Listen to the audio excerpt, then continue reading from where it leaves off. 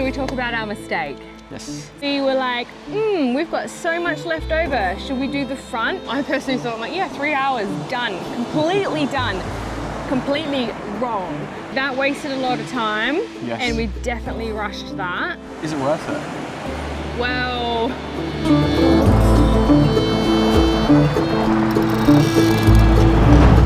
Hey guys! Welcome back. Yeah. Where are we? We are at Moana Beach here in the Fleurieu Peninsula. You said that way better than me. I In can't say South those Australia. Words are hard. We thought, what a perfect spot to talk to you about our reflections of the car builder's sound deadening installation that we did. It's been in the car now for a month or so, or longer. A bit longer because we've had some... We've gone on some trips. Yeah, we've had a lot of up and downs and things change. So what we're going to go over today is the step-by-step process on how we did it, what we did wrong so you don't do the same thing, and then hopefully this will give you a bit of a guide if you're looking to put the car builder's sound deadening in. Absolutely. First and foremost, I think we completely underestimated how long this actually takes.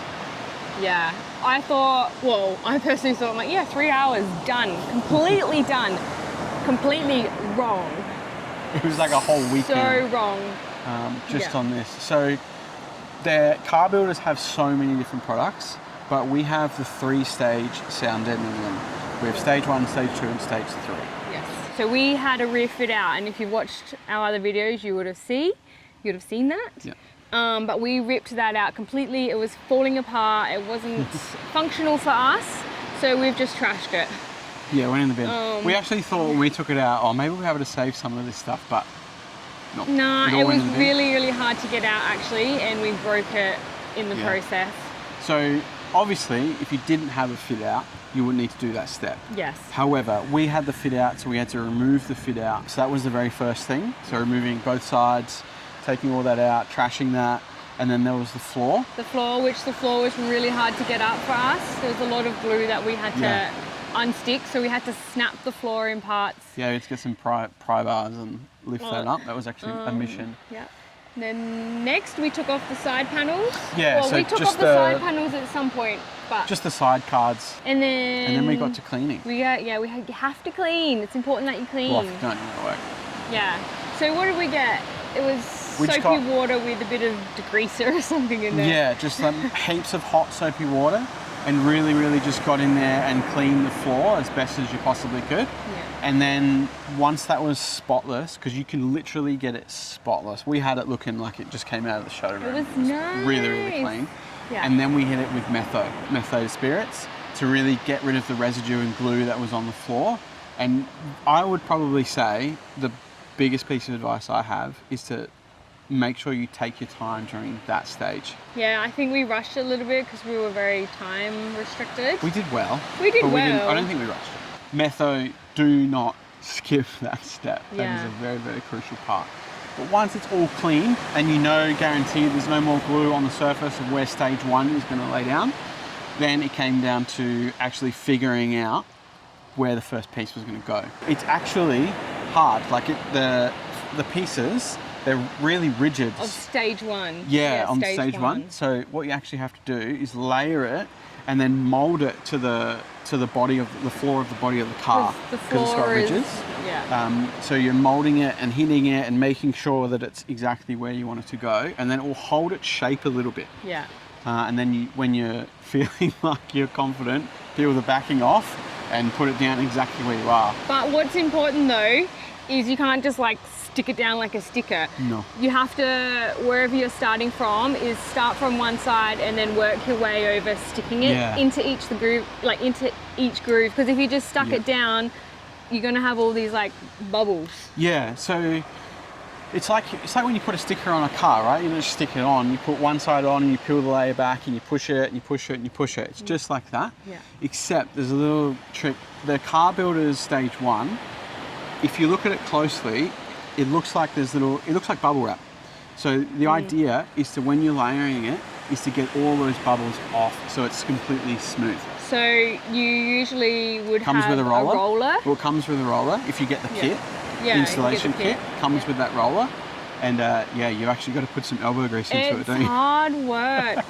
So essentially you would have someone like sticking and then the other person getting in there with the roller and like really getting it down really hard. It's funny because the sheets that say this big, but when they're actually on, they shrink down to like this big. Yeah. So I don't even think that would work because you need to know like how much it's shrunk and then you need to butt up the new sheet up against it. You'd do a couple and then you'd, yeah. But But that was stage one. But that was how we did stage one anyway. Yeah. Yeah. I mean, but we laid stage one everywhere. So obviously all through the floor, all in the side panellings, inside of the rear doors as well. Yeah, and we had a little bit left over, so we did the front doors as well. Yes, we did the inside of those. Yeah. And we actually went all the way down the bottom of the panels on the side. As far as and we as can far get down as we possibly down could there. because yeah, we had a bit to get through. Yeah, but we started from rear back. So we did the whole floor up until the front seats, and then we did the side paneling. Yeah. Yeah. Yeah. And then that was stage one. Yeah. And that alone took Oh, a whole day. that was a whole day. And then we moved on to stage two. Stage two is the heat resistant layer. Yes. So you don't need to do this on the floor, but we did it around the tyre wells. Stage two is like a foam. It's a bit squishy, but it's a heat resistant. It's still sticky, so it will still stick, but this only goes where heat's gonna come through the car. So we did it all along the side panels because we want to try to insulate as much as we possibly can over the tyre walls. But the good thing about the stage two is that they're already pre-cut. So Yes, they are you lay pre-cut. it out on the ground and you just look at the instructions of where it goes. Yeah. So you don't have to figure it out, you don't have to cut it yourself. It's already done for you, which is fabulous. All of the side panelling is all pre-cut, everything is all pre-cut.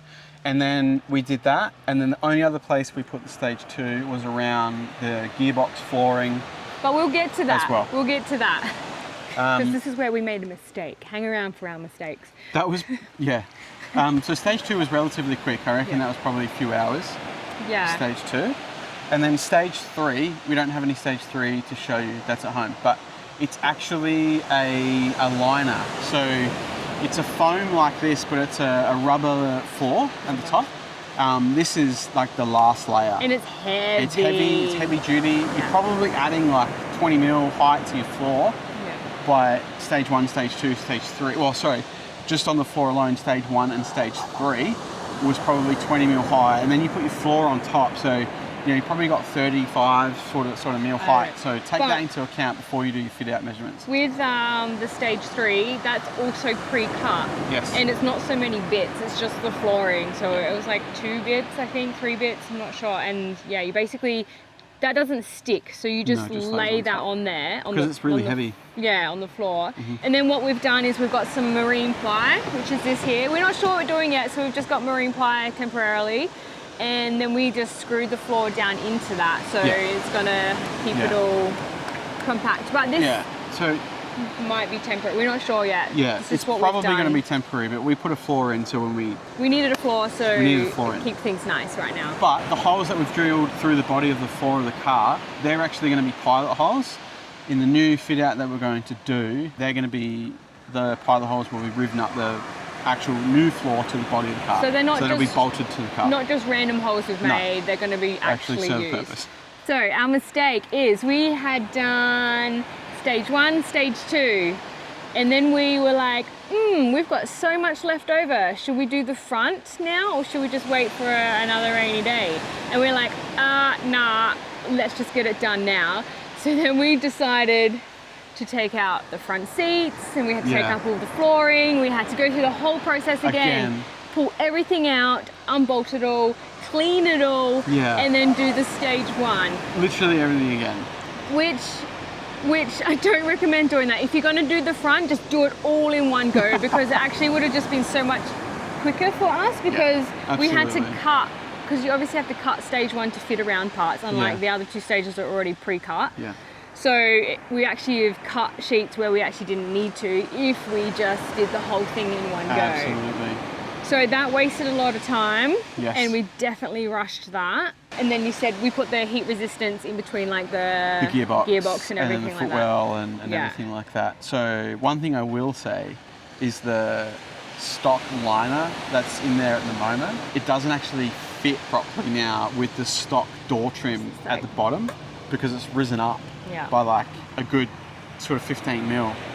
So that is one thing to keep in mind. However, if you're going to upgrade your door trims to the stainless steel door trims, you can probably, you know, squish all of that in down nice and tight. Yeah, so, even this little, we had a little door trim. Yeah. Door trim. It doesn't fit anymore either. That's right. So yeah, you'll probably have to. We'll probably replace that lining because it's a bit meh. Yeah, absolutely. Yeah. So that was the car deadening. Now let's talk about, is it worth it? Well, I think so. I think anyone would think so. I don't know. It's heavy, like it's added a lot of weight to the Troopy, but the sound difference is second to none. You know, if anyone has driven a Troopy or knows anything about them, they're just like a panel van. They're absolutely hollow. Yeah. So this removes everything and it sounds really solid. If you're looking to do some modifications to your Troopy because you were trying to reduce the noise inside, door seals, number one, sound deadening, number two, and in our case, an old conversion to a new conversion, number three. Yes. Because now it is a ton. Yeah. Like so much quieter. If you have like an old school roof conversions when people were just figuring out how to do it, upgrade because it's going to make such a difference. 10 out of 10 worth it. Yeah. Thanks to car builders. Yeah, thank you so much. We were lucky enough to have them jump on board as a sponsor for Dusty. Yeah. So, you know, we were lucky enough that they supplied everything we needed, and it was really just to showcase as much information as we possibly could out there about the install, about why, if it's worth it, how long it takes, and obviously the finished product. So, yeah, we, even if they weren't sponsoring the car, we would have. We would absolutely purchased all of that because it's definitely worth the upgrade if you're umming and ahhing about it. We went out and bought extra 4 more boxes. We actually bought extra because we wanted to do some more. Yeah. On that, talking about roof conversions, stick around because the next video, I think we'll be talking about the new roof conversion. The new roof. It's on here at the moment, but we'll leave this for another video. We actually spent some time down in Brisbane and met the guys at the HQ of Headspace Campers. Met Ollie down there and the team, Shane and everybody in the warehouse, and it was awesome. So until that video, we'll see you later. Peace out. I promise you. Yeah, I believe you. No, you don't. You believe me because you checked. Jesus. Ow. Karma. Oh yeah. Let's show. We've got a bit here for stage 1 too. That's stage 2. So it's a heat resistant. Oh no, I've just lost it in the sand. Oh no. And on the road, it is so much quieter. So it's like it's gone from this to it's like a gentle wave now.